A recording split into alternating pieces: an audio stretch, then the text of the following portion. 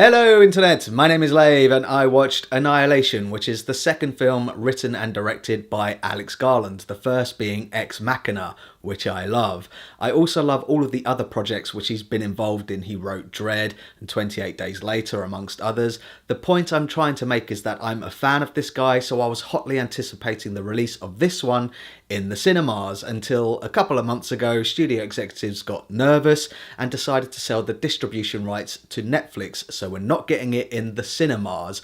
But more on that later. For now, let's talk about the premise, which centres around a character called Leigh, played by Natalie Portman, a former army medic who's now a biologist who winds up on an expedition to explore a strange phenomena called the shimmer, which has appeared and is growing in a remote part of Florida, America, and all kinds of weird shit starts happening. And that's all I'm going to say with regards to the plot, because a huge part of this film is about the mystery of what this thing is and what it's doing. Is it a threat or is it benign? And of course, I'm not going to spoil that here. What I will say though is that I loved how Alex Garland manages to maintain that mystery and that intrigue surrounding this whole event, which turns into anticipation and suspense, especially in the first and second act, as we venture into the unknown and experience it with this crew of women. It's like a psychedelic dream. It's disorientating but familiar, it's eerie but beautiful, and it affects each of them individually, which is made all the more interesting when you find out more about these characters as the film develops and you discover that they've all got emotional baggage.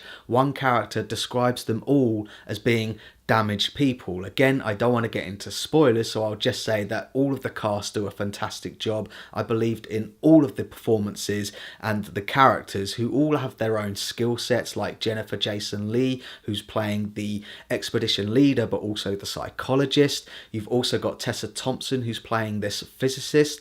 The only thing I'll say about Tessa Thompson's character is that there is a moment where the film does stop. I'll come back to that later, because really this is Natalie Portman's film. She's awesome in this. She never really convinced me as an astrophysicist in the Thor movies, but she's utterly convincing as a former soldier slash biologist in this, who's dealing with her own problems, which is important because it's through her eyes and through her thoughts, and in particular her memories, where the film's message of self-destruction and self-annihilation is at its most focused and at its most potent, particularly with regards to her relationship with her husband, played by Oscar Isaac, who's got a small role but an important role. And this all builds to a climactic third act, which I personally found extremely satisfying, even though it is shrouded in ambiguity and is open to interpretation. I have my own theories, which I might get into in a spoiler talk video, but it absolutely goes for it in the same way that Arrival goes for it in its depiction of time, or Interstellar in its depiction of being in a black hole.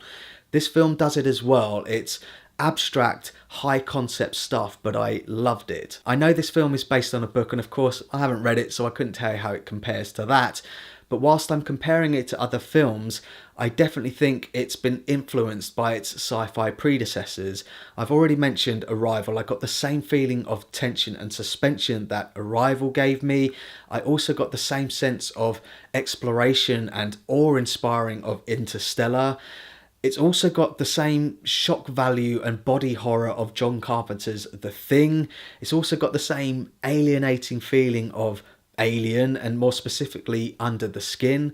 But it doesn't stop there. It also reminded me of a video game called The Last of Us. It's got that same melancholia to it, particularly in the musical score. It's got this guitar riff and the tone in general. And this is all a positive thing, might I add. And I actually think that this serves as a metaphor for the film itself.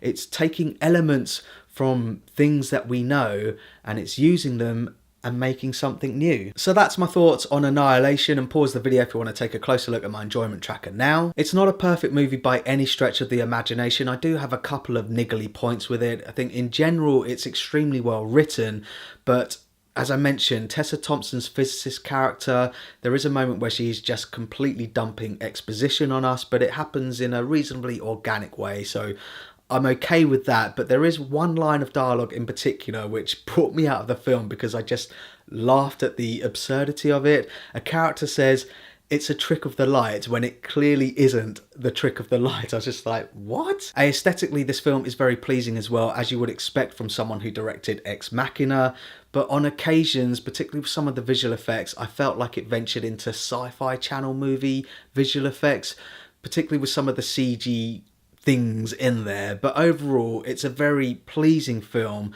The worst thing about it is that I didn't get to see it on the big screen. So for those who don't know why, studio executives got nervous about this after a test screening.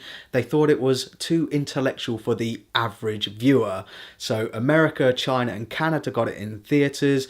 Everywhere else got it on Netflix. And me personally, I think that is a shame. I love going to the cinema. I think going to the cinema adds 10% to films, and that's why I go. However, this film is available now to watch on Netflix, and I recommend you do so. Just please don't watch it on a phone or on a tablet or on your laptop. Try and get it on a big screen TV with 5.1 surround sound to try and recreate that cinematic experience. This film deserves to be seen on a big screen. To be honest, I have a whole load of thoughts behind the whole studio executives pulling it. I bet you Alex Garland is extremely pissed off with that. Personally, as an outsider observing it, it to me feels like the executives realised that Alex Garland is an emerging talent, chucked a load of money at him, told him to make a film, and when they watched it, they didn't get it themselves, so they were nervous about it and pulled it and sold it to Netflix to guarantee some money. That's all I'm going to say on the matter. I wish I'd seen it in the cinema, but for now, thanks very much for watching this review. I really do appreciate it. If you can, give this video a like and don't forget to share the Lave.